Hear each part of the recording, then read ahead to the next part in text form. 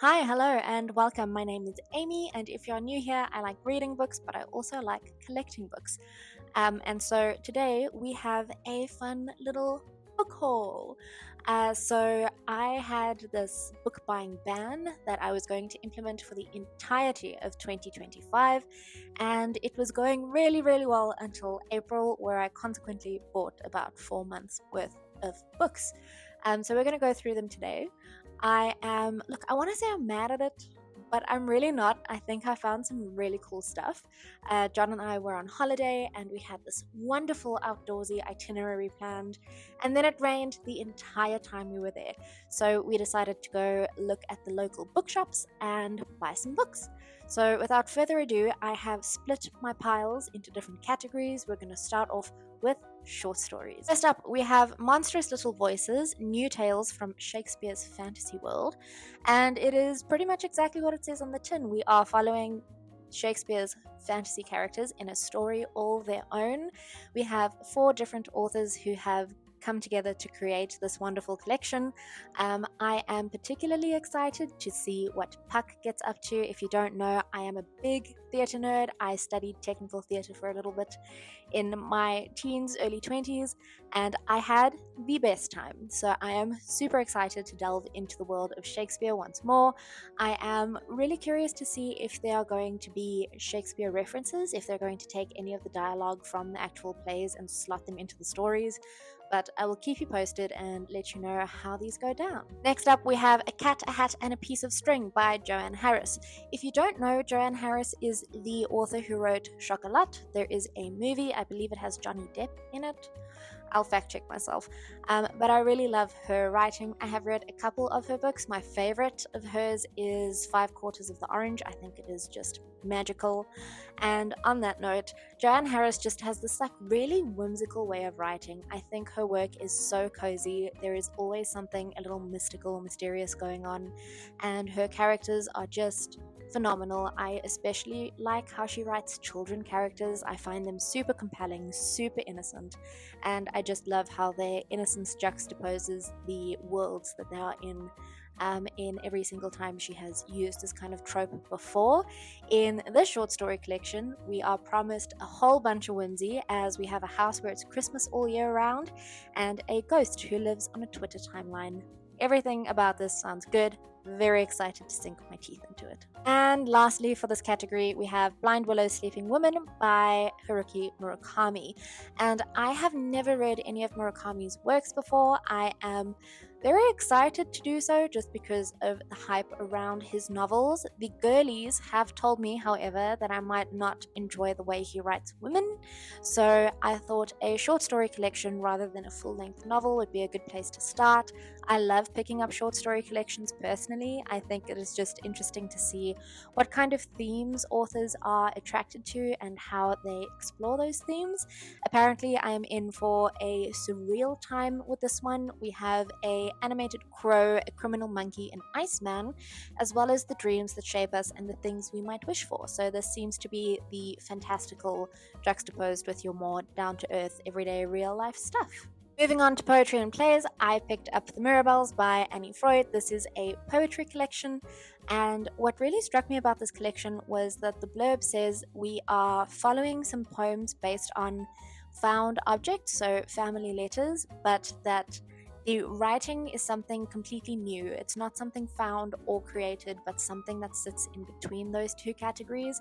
I have no idea what that means, but the names of the poems themselves also sound super exciting. So we have Squid Sonnet, which is the first one. Of course, I want to read that. Then we have Head of a Woman, which is exciting. The Imitation of Derek, which I think would make a great band name. And just stuff like that. The peculiar clucking that indicates regret. And I don't know how you can't be impelled to pick this up. With poems like that, names like that, I just had to get it. Then for plays, I picked up two plays by Eve Ensler. I picked up The Vagina Monologues and The Good Body. So The Vagina Monologues is Ensler's most famous piece of work. I read it when I was in uni, and then I saw a production of it That was really, really well done, in my opinion. And so this has a very special place in my heart. I've never owned it physically. We got the ebook version while I was studying, and so I've kind of just been keeping an eye out for it ever since. It has a very special place in my heart, but it does come with a caveat, and that caveat is that this is a play that was released in 2001.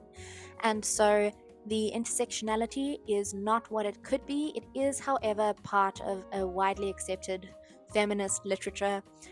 In the Vagina Monologues, we do follow a group of women, all from different backgrounds, different ages, different, class backgrounds, and we talk about things such as female desire and sex.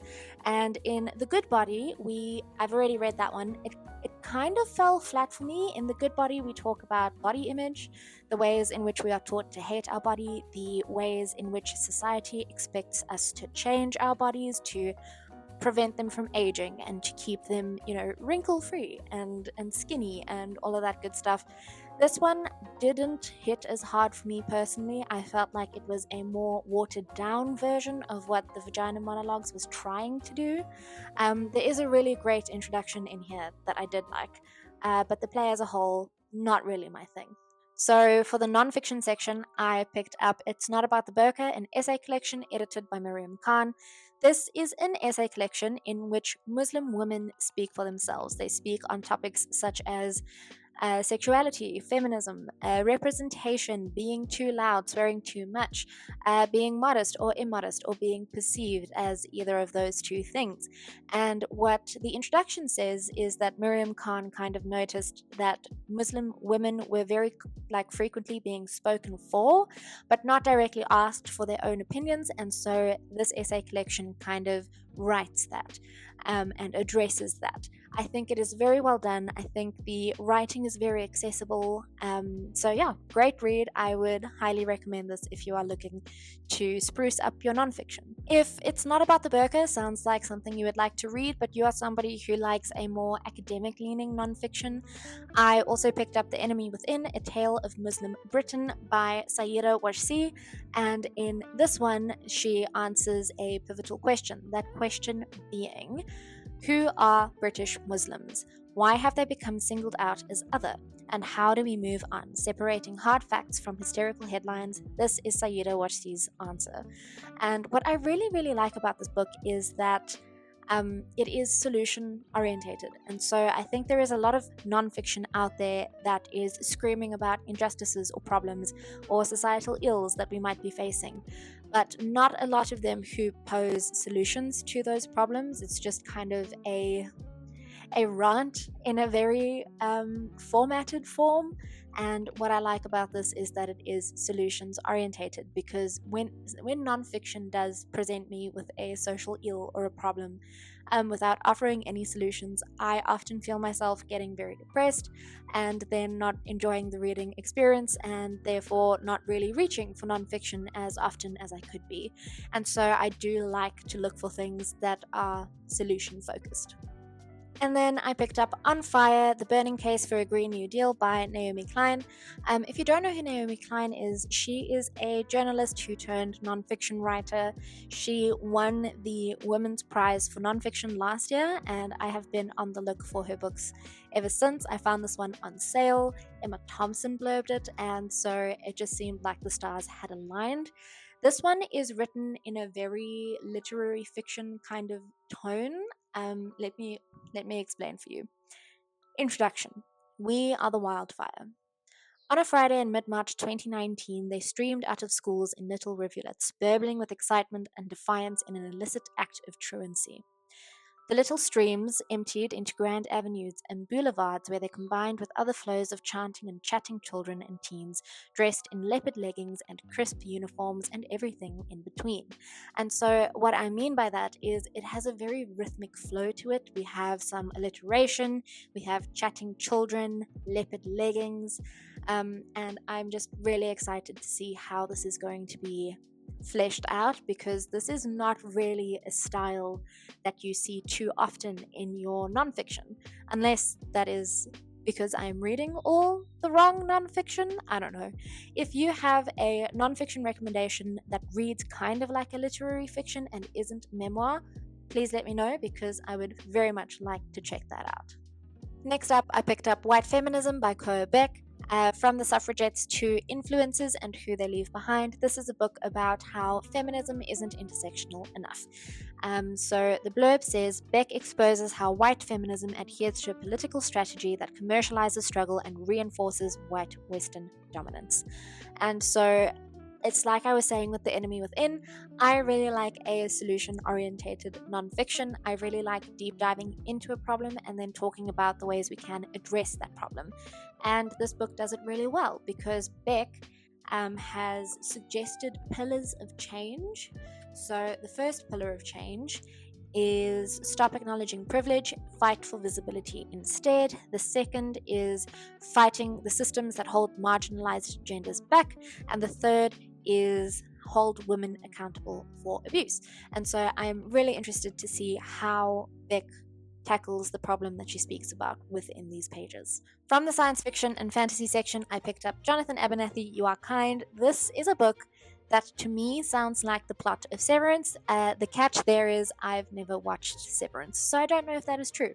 We follow Jonathan Abernathy. He is a human with a lot of debt, and when he is accepted into this government loan forgiveness program, he jumps at the offer.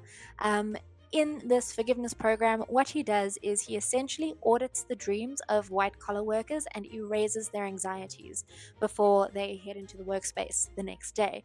And John initially picked this up, and I got myself a copy because the first line is just so cool. 1. Jonathan Abernathy steps into the office and death is there. Death is not alone. And I'm sorry, but that is how you start a book. So John and I are going to be buddy reading this sometime soon. Let me know if that is something you guys would like to join in on. But if not, I'll just vlog it for you either way. Then I picked up a book, and John thought it sounded so cool, he picked up a copy as well. And that book is The Art of Prophecy by Wesley Chu. This is a book with a chosen one trope. So we follow this young man, and he is said to be like this grand hero, but the prophecy is wrong. And so, in order to regain his honor, he has to meet up with a ragtag group of friends. We have an older woman who is the greatest grandmaster of magical martial arts, which is the coolest job description ever, and a straight-laced warrior who learns that the rules may no longer apply, and a chaotic assassin who takes a little too much pleasure in the kill. And that band of characters just sounds like something I absolutely want to read about, so I picked it up. Then I picked up Fool's Fate by Robin Hobb. This is book 3 of the 20 Man trilogy, and in all honesty, I haven't even started this trilogy yet. I am still on book 2 of the Assassin's Apprentice trilogy. I am loving it, eating it up, but it is one of those that I'm loving the books so much I never want the series to end, and so I simply haven't finished it. So I'm not going to tell you what this book is about because I don't know and the blurb will contain spoilers, but there is a dragon and it is a very cool retro cover that I am very excited about. Then I got another retro cover. I picked up The Player of Games by Ian M. Banks, and again, I just love these covers. I think they are so cool. This is a culture book for those of you who are familiar with Ian M. Banks. If not, it is this like human machine symbiotic relationship type vibe universe.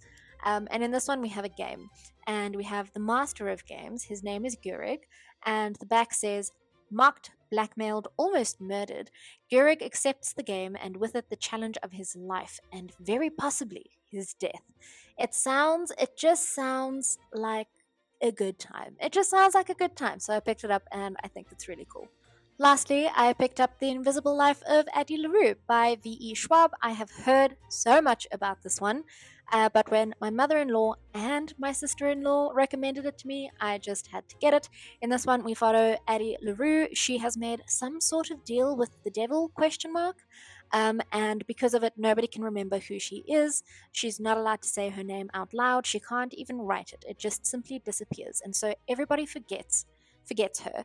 And all of this changes when she bumps into this boy named Henry, who, for some reason, remembers who she is, and I assume shenanigans ensue from there. Then I have When We Were Sisters by Fatima Asghar. So this is a book about three orphaned children, and so it is quite heavy. It is really sad, but we have these three children who now have to raise each other after their parents' untimely death. I started reading this one last night and I am loving it. It is so lyrically written. It is definitely purple prose if you are into that kind of thing. I know I am. I would highly recommend you give this a scoop. And the formatting is also super interesting. So, their estranged uncle kind of takes care of them after their parents' death. And his name is kind of just like redacted. So you never really get to know who he is. And there are a bunch of really interesting formatting choices like that. That is just it piqued my interest immediately, and I am having such a good time with this one. Then I have Let Us Descend by Jasmine Ward. If you're here for the Q1 wrap up, you know that I love Ward's writing. I think that the work that she does is so important and so well done. I'm going to read you the blurb of this one because she says it better than I ever could. So, the first weapon I ever held was my mother's hand, which, wow. On a slave plantation in the Carolinas, Annis has survived in the light of her mother's resilience, comforted by stories of her African warrior grandmother. Everything she knows, she's learned from her mother: how to fight, how to be strong, how to grow up in a world shrouded in darkness. When she is sold south by the white enslaver who fathered her, Annis must venture onward through the rich but unforgiving landscapes of the American South alone. From the rice fields of the Carolinas to the slave markets of New Orleans, into the fearsome heart of Louisiana's sugar plantations. Searching for relief in memories of her mother, she opens herself to a world beyond her own, teeming with spirits of earth, water, history, and myth. So, it's Jasmine Ward. I'm going to read it. I don't really know what more to say about this one other than I am really excited and really terrified because it's going to break me. I also picked up Memphis by Tara M. Springfellow. This is one that I picked up as an audiobook a couple of months ago, and I haven't stopped thinking about it since. I think the writing is just so beautiful. We follow Joan, yes, Joan North. She is a daughter in the North family. She is an artist, and she goes about this project where she decides to draw all of the women in her life while she listens to their stories as kind of a way of documenting, memorizing, and paying homage to the women in her life. It is really beautifully written. The first page has some of my favorite tropes in it. We have a house that seems to come to life, and it's just really, really well done. So if you are looking for a really good audiobook, might I recommend this one? Then I picked up The Discomfort of Evening by Marika Lucas Reinfeldt. I picked this one up honestly because Max Porter blurbed it, and I am a huge fan of his book Grief is a Thing with Feathers. This is one of those blurbs that doesn't really give too much away. I assume that we are following a young girl who lives on a farm. Any more than that, I can't really tell you, but I can tell you that I think it's going to be really atmospheric and that it was translated by Michelle Hutchinson. So, looking forward to this. I think the cover is just exquisite. So, I will let you know what this one's about once I have read it because I honestly couldn't tell you. Then I picked up a strange little book. I picked up Sexing the Cherry by Jeanette Winterson. Jeanette Winterson wrote Oranges Are Not the Only Fruit. That was accompanied by a memoir called Why Be Happy When You Can Be Normal, which honestly, great title. And Jeanette Winterson has a really strange way of writing things, and I am in love. I never know what to expect with her. I never know what her books are going to be about, but I know that I really love the way that she weaves fairy tales into her storytelling, and this doesn't seem to be any different. The back says, Sexing the Cherry celebrates the power of the imagination as it playfully juggles with our perception of history and reality, love and sex, lies and truth, and the 12 dancing princesses who lived happily ever after, but not with their husbands. Don't really know what that's about. Don't really need to know. I am excited to read it anyway. Then we have Murmur by Will Eves. This follows the life of Alan Turing after he is chemically castrated. It was nominated for a whole bunch of stuff. It was shortlisted for the James Tate Black Prize, longlisted for the Rathbones Folio Prize, and it was the winner of the Republic of Consciousness Prize. I've never heard of those prizes before in my life, but I am very interested to go do a deep dive and see what that's all about. This is a short and sweet novel. I think it is going to be very heavy. I think it is going to be very it's going to be impactful. It's going to pack a punch, despite the fact that it is so tiny. We also start off with a journal entry, so it is epistolary in some sense. So that's really exciting. Then I picked up Dottie by Abdul Razak Gurner. This was the Nobel Prize winner of 2021, so again, I think this one's going to be quite heavy. We follow Dottie, and this is a coming of age novel as far as I understand. At 17, she takes on the burden of responsibility for her brother and sister and is obsessed with keeping the family together. However, as Sophie drifts away and the confused Hudson is absorbed into a world of crime, Dottie is forced to consider her own needs. Building on her fragmented and tantalizing memories, she begins to clear a path through life, gradually gathering the confidence to take risks, to forge friendships, and to challenge the labels that have been imposed upon her.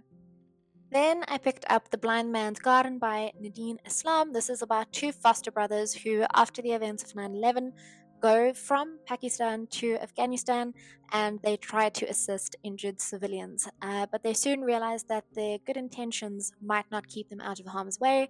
This seems to be a book about morality and the choices we make and how those choices impact others. There is a really nice line in here. We have Rowan, and Rowan is talking to his son. His son has had a nighttime scary, and he's trying to comfort his son. And Rowan asks, "But have you ever heard a story in which the evil person triumphs at the end?"